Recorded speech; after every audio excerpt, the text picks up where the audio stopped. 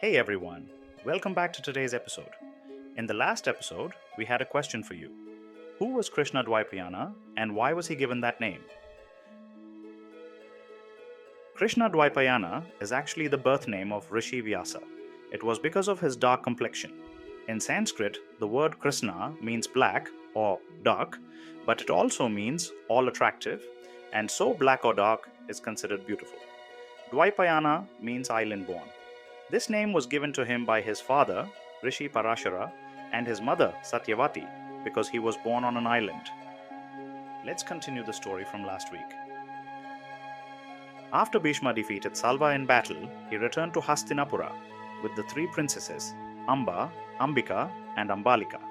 Bhishma was tasked with bringing these princesses back to Hastinapura so they could marry Vichitravirya. Bhishma prepared everything for their marriages, but Amba, the eldest princess, expressed grief.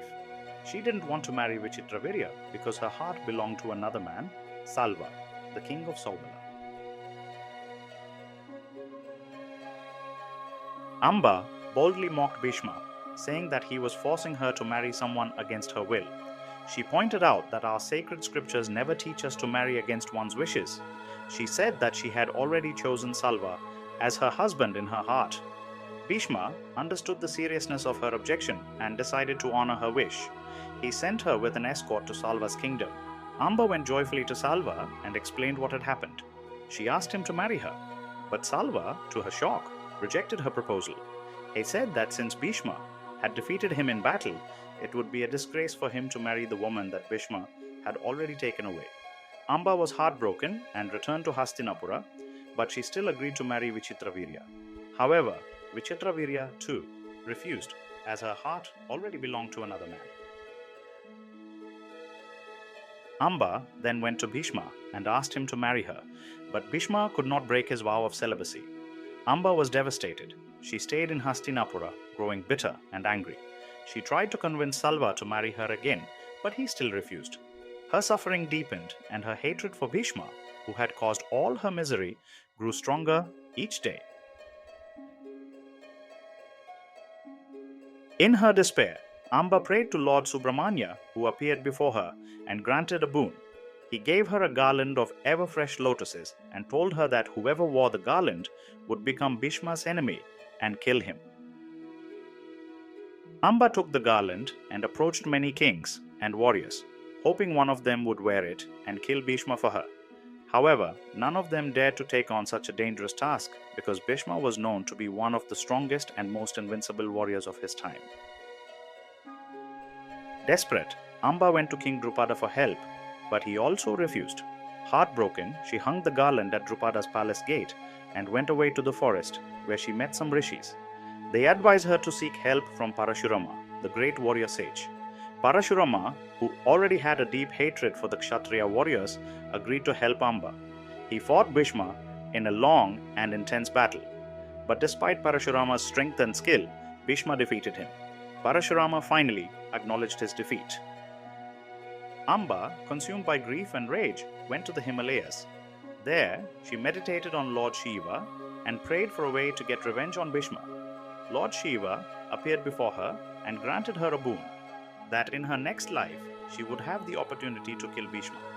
Amba, impatient for her next life, threw herself into the fire and ended her life, hoping for a swift rebirth.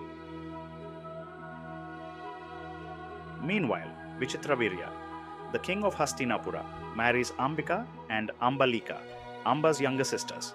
However, Vichitravirya was childless for many years. He suffered from an illness and eventually died. The exact cause of his death is unclear, but some scriptures suggest he may have died from tuberculosis. The Kuru kingdom was now in danger. Without an heir to the throne, the future of the kingdom seemed uncertain. Satyavati came up with a plan. She remembered her son Vyasa, who had once promised that he would appear whenever she called him.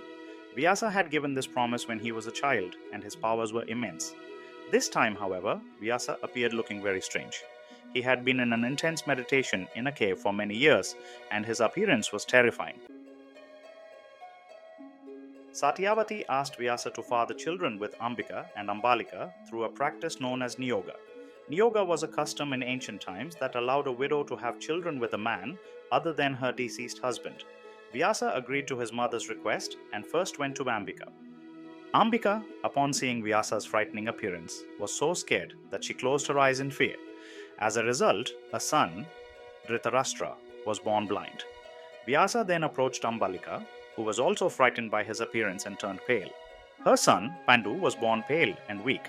Satyavati was unhappy with these results, as both children had flaws. While Dhritarashtra was blind, Pandu was pale and weak. Satyavati asked Vyasa to try again, but Ambika and Ambalika were too afraid to face him again. After much thought, they sent their maid, Parashurama, to Vyasa.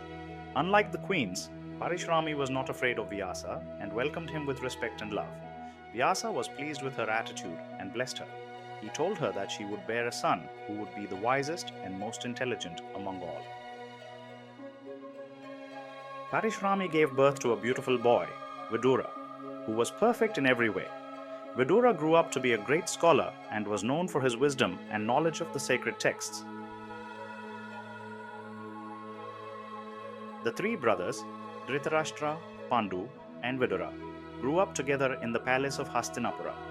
Dhritarashtra, though blind, was a skilled warrior and became very strong. Pandu grew up to be an excellent archer, while Vidura was known as the wisest and most intelligent of them all. They were trained and coached by Kripacharya, who was the council member of the Kuru kingdom. He is a very prominent character as he is one of the immortals, and we will discuss about him in later episodes. The Kuru kingdom occupied the entire northern part of India. The capital Hastinapura is currently located 35 kilometers from Meerut district in Uttar Pradesh. The wildlife sanctuary here attracts many tourists around the year and is known for the greenery spanning over 2,000 square kilometers. Hastinapura is also heavily attributed to Jainism as it is the birthplace of three Jain Tirthankaras and is believed that the festival of Rakshabandhan originated from here. Lastly, did you know that Vidura was a reincarnation of Lord Yama, the god of death? He was born due to a curse by a rishi. Can you guess which rishi cursed him?